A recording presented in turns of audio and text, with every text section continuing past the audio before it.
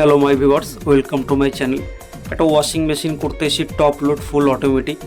Problem হচ্ছে কাস্টমারের ঠিকঠাক জল আসছে না, তো ইনলেট ভালভটা প্রবলেম আছে, ইনলেট ভালভের সমস্যা।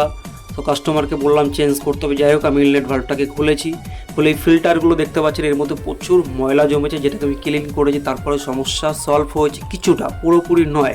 নেক্সট টাইম পুরো ইনলেট ভালভটাকে চেঞ্জ করতে হবে।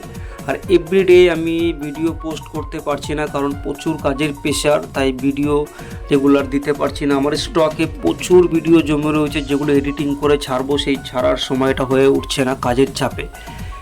আমাকে দিয়ে যারা কাজ করাতে চাও, তারা আমার স্ক্রিনে দেওয়া কন্ট্যাক্ট নাম্বারে আমার সঙ্গে যোগাযোগ করতে পারো। AC, fridge, LED TV, washing machine, microwave, chimney, যে কোনো প্রোডাক্ট সার্ভিসিং ও রিপেয়ার করা হয়।